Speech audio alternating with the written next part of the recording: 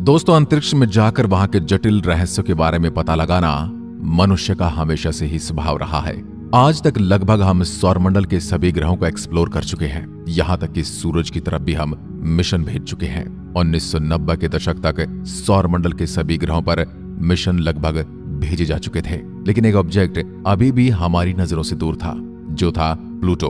उस वक्त प्लूटो के पास पहुंचना हमारे लिए बहुत ही मुश्किल भरा काम था। प्लूटो की सूर्य से इतनी ज्यादा दूरी और फिर अपने आसपास कई पिंडों से घिरा हुआ, इसलिए इसके पास पहुंचना हमारे लिए बहुत बड़ी चुनौती थी।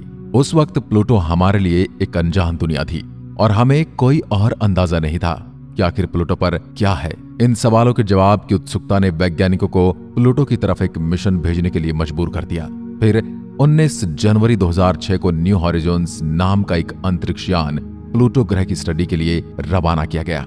इस मुसाफिर का मकसद प्लूटो के बारे में जानकारियां इकट्ठा करके हमारे वैज्ञानिकों तक भेजना था। इसके बाद इस मुसाफिर को प्लूटो के आगे कुइपर बेल्ट की भी यात्रा करनी थी।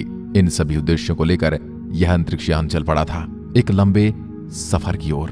तो चलिए दोस्तों, आज चलते हैं न्यू हॉरिजॉन्स के लंबे सफर पर और देखते हैं इस अंतरिक्ष मुसाफिर ने अपनी यात्रा के दौरान प्लूटो और उसके आगे कुइपर बेल्ट में क्या देखा था। आप देख रहे हैं फ्यूचर साइंस यूट्यूब चैनल।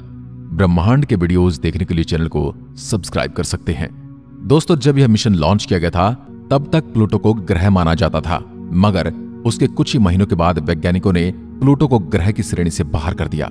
जनवरी 2006 में रवाना हुई यह अंतरिक्ष मुसाफिर करीब 9 साल की लंबी यात्रा के बाद प्लूटो के पास पहुंचा। 4 जनवरी 2015 से इस अंतरिक्ष यान ने 20 करोड़ 30 लाख किलोमीटर दूर से ही प्लूटो का अध्ययन करना आरंभ कर दिया। उस वक्त इस अंतरिक्ष यान ने प्लूटो और उसके उपग्रह शैरान की फोटो कैप्चर की। इस फोटो में प्लूटो उसके उपग्रह के साथ काफी छोटा नजर आ रहा है और यह तस्वीर काफी धुंधली भी नजर आ रही थी। जैसे जैसे यह अंतरिक्ष यान प्लूटो के नजदीक जाता है, वैसे वैसे तस्वीरें और ज्यादा साफ होने लगती हैं।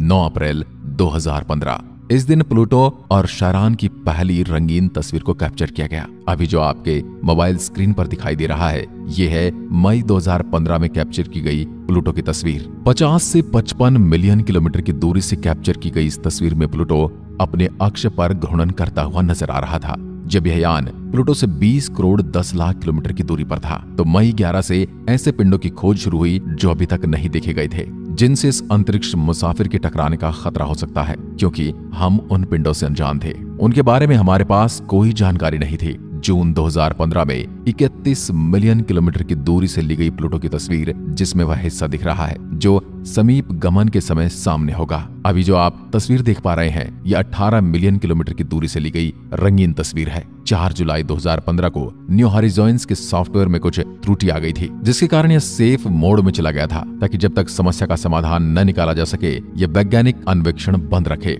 उसके बाद वैज्ञानिकों ने समस्या ठीक करके 7 जुलाई को यह अंतरिक्ष यान वापस अपने काम पर लग गया। अंतरिक्ष यान जैसे जैसे प्लूटो के नजदीक पहुंचता है, वैसे ही तस्वीरें साफ होती जाती हैं। इसके बाद वह पल आ गया जिसका हमें पिछले 9 सालों से इंतजार था। 14 जुलाई 2015 को न्यू हॉरिजॉन्स अंतरिक्ष यान प्लूटो ग्रह के पास से गुजरा। इस समय इस यान की प्लूटो से दूरी लगभग 12,500 किलोमीटर थी। न्यू हॉरिजॉन अंतरिक्ष यान ने प्लूटो के पास से गुजरते वक्त कई सारी तस्वीरें कैप्चर कर ली। पहली बार हम प्लूटो की इस अद्भुत दुनिया को करीब से देख रहे थे। हमें लग रहा था कि प्लूटो एक बेजान दुनिया है, मगर हम गलत थे। यहाँ ऊंचे बर्फीले पहाड़ थे, बिना क्रेटर वाले बड़े मैदान थे, कई जगह पर उबड़ खाबड़ इलाका था। इस बात से हम ये अंदाजा लगा रहे थे कि प्लूटो जियोलॉजिकल रूप से काफी ज्यादा एक्टिव था। प्लूटो के नजदीक जाते ही हमें दिल के आकार की एक चमकीली सतह नजर आ रही थी और ये पूरा का पूरा बर्फ का मैदान है। इस समय इस यान से रेडियो संकेतों के पृथ्वी तक पहुंचने में लगने वाला समय करीब 4.5 घंटे का है। प्लूटो के ऊपर से गुजरते वक्त इस अंतरिक्ष यान ने इस डॉर्फ प्लेनेट से जुड़े कई अद्भुत और चौंकाने वाले खुलासे किए, जिसने प्लूटो को देखने का वैज्ञानिकों का हमारा नजरिया हमेशा के लिए बदल दिया। इसके बाद इस अंतरिक्ष मुसाफिर का प्लूटो के लिए मिशन तो पूरा हो चुका था, लेकिन अभी भी इस अंतरिक्ष यान को आगे की यात्रा करनी थी। यह अपने प्राइमरी मिशन को खत्म करके प्लूटो से आगे कुइपर बेल्ट में मौजूद एक स्पेस ऑब्जेक्ट अल्टीमा थूले के पास जाकर उसकी जानकारियां हमारे वैज्ञानिक तक पहुंचानी थी। यह मिशन बहुत ही चुनौतियों से भरा हुआ था। यह अंतरिक्ष मुसाफिर एक ऐसे ऑब्जेक्ट की तरफ बढ़ रहा था जिसके बारे में हमें कुछ भी जानकारी नहीं थी। इस मिशन से जुड़े वैज्ञानिक ऐसा मानते थे कि आगे का सफर प्लूटो के फ्लाई बाय से भी चुनौती भरा था, क्योंकि इससे पहले तक नासा किसी ऐसी चीज के पास नहीं गया जिसके बारे में जानकारी ही नहीं थी और जो इतना छोटा और अंधेरे से भरा हो। न्यू हॉरिज़ॉन्स द्वारा अल्टीमा थूले को ढूंढना ही अपने आप में चुनौती होने वाला था। बता दें कि अल्टीमा थूले पर रोशनी इतनी कम है और वह इतनी दूर है कि वैज्ञानिकों को फिलहाल उसके साइज और शेप का कोई अंदाजा नहीं था। लेकिन नासा का यह अंतरिक्ष मुसाफिर कई चुनौतियों से लड़कर आखिरकार 1 जनवरी 2019 को अल्टीमा थूले के करीब जा पहुंचा। उस वक्त यह ऑब्जेक्ट 3500 किलोमीटर ऊपर से गुजर रहा था। वहां से गुजरते वक्त उसने तमाम जानकारियां इकट्ठी करके हमारे वैज्ञानिकों तक पहुंचाई और कई जटिल रहस्यों का पता लगाया। इस अंतरिक्ष मुसाफिर में अभी भी काफी फ्यूल बचा हुआ है, जो कि करीब आने वाले 10 सालों तक यानी कि 2030 तक काम कर सकता है, जिस कारण वैज्ञानिक ऐसा अंदाजा लगा रहे हैं कि भविष्य में यह अंतरिक्ष मुसाफिर ऐसे ही और कुइपर बेल्ट ऑब्जेक्ट के फ्लाई बाय को अंजाम दे सकता है। आज वर्तमान समय में यह अंतरिक्षयान हमारी पृथ्वी से करीब 43 एस्ट्रोनॉमिकल यूनिट की दूरी पर अपनी यात्रा कर रहा है। पृथ्वी और सूरज के बीच की दूरी को 1 एस्ट्रोनॉमिकल यूनिट माना जाता है। जिस गति से आज ही अंतरिक्षयान आगे की तरफ बढ़ रहा है, इस हिसाब से यह आने वाले करीब 24 सालों में यानी सन 2043 तक हमारे सौरमंडल को पार कर इंटरस्टेलर स्पेस में प्रवेश कर सकता है। आज तक मानव निर्मित 2 अंतरिक्षयान सौरमंडल की बाउंड्री को पार कर चुके हैं, जिनका नाम वॉयेजर 1 और वॉयेजर 2 है। यह हमारे मानव इतिहास के लिए बहुत ही बड़ी उपलब्धि है। दोनों न्यू हॉरिज़ॉन्स मिशन में वॉयेजर मिशन की तुलना में काफी उन्नत और एडवांस टेक्नोलॉजी के इंस्ट्रूमेंट मौजूद हैं। अगर ऐसे में यह अंतरिक्ष मुसाफिर सौरमंडल की बाउंड्री को पार